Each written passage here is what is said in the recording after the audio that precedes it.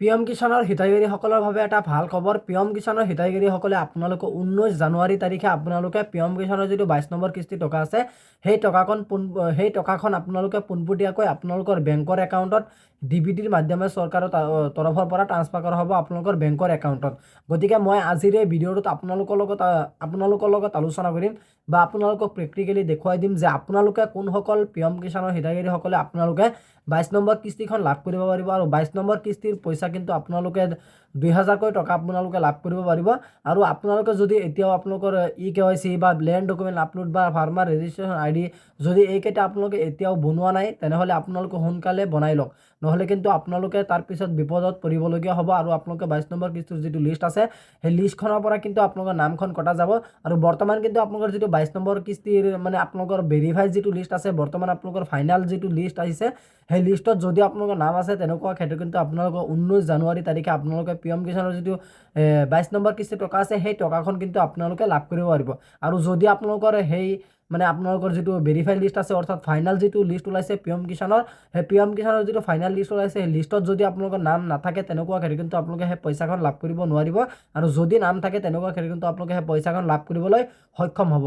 মই আজিৰ এই ভিডিঅ'টোত আপোনালোকৰ লগত দেখুৱাই দিম বা আপোনালোকক দেখুৱাই দিম যে আপোনালোকে পিএম কিষাণৰ বৰ্তমান যিটো আপোনালোকৰ ফাইনেল লিষ্ট আছে সেই লিষ্টখন আপোনালোকে কেনেকৈ চেক কৰিব পাৰিব। এই লিষ্টত যদি আপোনালোকৰ নাম থাকে তেনেকুৱা ক্ষেত্ৰত কিন্তু আপোনালোকে সেই পইচাখন লাভ কৰিবলৈ সক্ষম হ'ব আৰু আপুনি এজন পিএম কিষাণৰ যোগ্য হিতাধিকাৰী হিচাপে বিবেচিত হ'ব চৰকাৰৰ চকুত। গতিকে আহক আমি ভিডিঅ'টো আৰম্ভ কৰোঁ আৰু আপোনালোকে ভিডিঅ'টো সম্পূৰ্ণ প্ৰথমৰ পৰা শেষলৈ চাব। বলক আমি ভিডিঅ'টো আৰম্ভ কৰোঁ। পিএম কিষাণৰ যিটো আপোনালোকৰ 22 নম্বৰ কিস্তিৰ যিটো ফাইনেল লিষ্ট আছে সেই লিষ্টখন কিন্তু ইতিমধ্যে প্ৰকাশ পাইছে। আৰু মই কিন্তু আপোনালোকক লিষ্টখন চেক কৰি দেখুৱাই দিম। যদি এই লিষ্টখনত আপোনালোকৰ নাম থাকে তেনেকুৱা ক্ষেত্ৰত কিন্তু আপোনালোকে পিএম কিষাণৰ যিটো 22 নম্বৰ কিস্তি আছে সেই কিস্তিখন আপোনালোকে লাভ কৰিব পাৰিব। আৰু যদি আপোনালোকৰ নামখন নাথাকে তেনেকুৱা ক্ষেত্ৰত কিন্তু আপোনালোকৰ মানে লিষ্টৰ পৰা নামটো যদি কটা যায় তেনেকুৱা ক্ষেত্ৰত আপোনালোকে সেই পইচাখন আপোনালোকে লাভ কৰিব নোৱাৰিব। কাৰণ চৰকাৰে আপোনালোকৰ পিএম কিষাণৰ যেতিয়া পইচা দিয়ে পইচাখন কিন্তু আপোনালোকৰ লিষ্ট চাই সেই পইচাখন দিয়া হয়। গতিকে যদি লিষ্টত নাম নাথাকে তেনেকুৱা ক্ষেত্ৰত কিন্তু আপোনালোকে পইচাখন লাভ কৰিব নোৱাৰিব। এতিয়া মই আপোনালোকক জনাই দিম যে আপোনালোকে লিষ্টখন কেনেকৈ চেক কৰিব পাৰিব। আৰু আপোনালোকে প্ৰথমতে কিন্তু চেক কৰাৰ বাবে প্ৰথমতে আপোনালোকৰ এইটো ৱেবছাইটত আহিব লাগিব।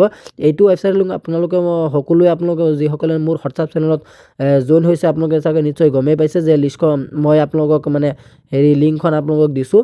আৰু যিসকলে আপোনালোকে নতুনকৈ আহিছে তো সেইসকলে আপোনালোকে জইন হৈ ল'ব। মই মানে যিবিলাকৰ ওপৰত এক্সট্ৰাকৈ ভিডিঅ' নবনাওঁ বা যিবিলাকৰ ওপৰত বনাওঁ গোটেইখিনি কিন্তু নটিফিকেশ্যন মই হোৱাটছআপ চেনেলত আৰু টেলিগ্ৰাম চেনেলত দি থাকোঁ। গতিকে আপোনালোকে ভিডিঅ'ৰ ডেছক্ৰিপশ্যনত চাব টেলিগ্ৰাম আৰু হোৱাটছআপ চেনেলৰ লিংক আছে। আপোনালোকে দুয়োটাৰ পৰা এটাত গৈ আপোনালোকে জইন হ'লেই হৈ আপোনালোকে গোটেইখিনি তথ্য পাই যাব। গতিকে আপোনালোকে প্ৰথমতে এইটো ৱেবছাইটত আহিব। এইটো ৱেবছাইটত অহাৰ লগে লগে আপোনালোকৰ সন্মুখত চাব এনেকুৱাকৈ ইণ্টাৰফেচটো অ'পেন হ'ব। এনেকুৱাকৈ ইণ্টাৰফেচটো অ'পেন হোৱাৰ পাছত আপোনালোকে যদি তলফালে স্ক্ৰল ডাউন কৰে তলফালে আপোনালোকে স্ক্ৰল ডাউন কৰিলে বহুতখিনি আপোনালোকে অপশ্যন আপোনালোকৰ সন্মুখত এনেকুৱাকৈ শ্ব' কৰিব। আৰু আপুনি একেবাৰে লৰালৰিকৈ আপোনালোকে ইয়াত চাব যে বেনিফিচিয়াৰী লিষ্ট বুলি লিখা আছে। আপোনালোকে চিম্পলি ইয়াত এখন ক্লিক কৰিব। যেতিয়া নেকি আপোনালোকে বেনিফিচিয়াৰী লিষ্টত ক্লিক কৰিব তাৰ পিছত কিন্তু আপোনালোকৰ ৱেবছাইটটো অলপ লোডিং হ'ব আৰু আপোনালোকৰ সন্মুখত এনেকুৱাকৈ ডাইৰেক্টলি পেজটো অ'পেন হৈ যাব। ইয়াত ওপৰত আপোনালোকে লিখা থাকিব বেনিফিচিয়াৰী লিষ্ট। আৰু প্ৰথমতে কিন্তু আপোনালোকৰ ইয়াত তাৰিখটো দিয়া হৈ আছে যে আপোনালোকৰ কিমান মানে কেতিয়া মানে আপোনালোকৰ এইটো আপডেট কৰা হৈছে। আপোনালোকৰ এইটো ডাইৰেক্টলি দিয়া হৈ আছে 2 তাৰিখ 1 মাহ 2026 9:12 PM। গতিকে আপোনালোকে চাগে নিশ্চয় গমেই পাইছে। আৰু আপোনালোকে প্ৰথমতে আপোনালোকৰ মানে যিটো ষ্টেট আছে আপোনালোকৰ আসামটো আপোনালোকে চিলেক্ট কৰিব। আসামটো যেতিয়া আপোনালোকে চিলেক্ট কৰিব তাৰপিছত কিন্তু আপোনালোকৰ যিটো ডিষ্ট্ৰিক্ট আছে আপোনালোকৰ নিজৰ ডিষ্ট্ৰিক্টটো আপোনালোকে চিলেক্ট কৰি ল'ব। মই যিকোনো এখন ডিষ্ট্ৰিক্ট মই আপোনালোকক চিলেক্ট কৰি দেখুৱাই দিছোঁ। প্ৰথমতে আপোনালোকে যেতিয়া আসামটো চিলেক্ট কৰিব আসামটো চিলেক্ট কৰাৰ পাছতে কিন্তু আপোনালোকে চাব ডিষ্ট্ৰিক্টখন চিলেক্ট কৰিব। যেতিয়া নেকি আপোনালোকে ডিষ্ট্ৰিক্টটো চিলেক্ট কৰিব তাৰপিছত কিন্তু আপোনালোকৰ মানে চাব ডিষ্ট্ৰিক্টখন আপোনালোকে চিলেক্ট কৰিব। অৰ্থাৎ আপোনালোকৰ যিটো ব্লক হয় ব্লকখন আপোনালোকে চিলেক্ট কৰিব।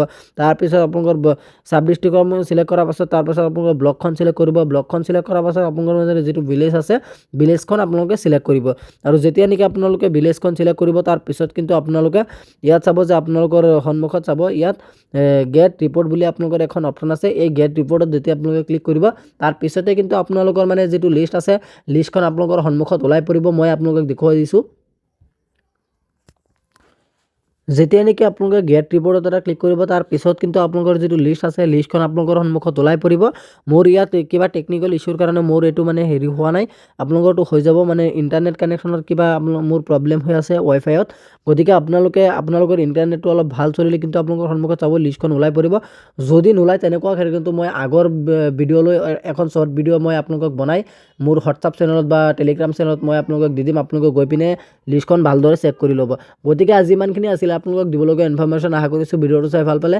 যদি ভিডিঅ'টো চাই ভাল পালে তেন্তে ভিডিঅ'টোত এটা লাইক কৰি দিব, আৰু আপুনি যদি আমাৰ চেনেলত নতুন আছে প্লিজ আমাৰ চেনেলটো ছাবস্ক্ৰাইব কৰিবলৈ নাপাহৰিব। ধন্যবাদ থাকিল সকলোলৈ। জয় আই অসম।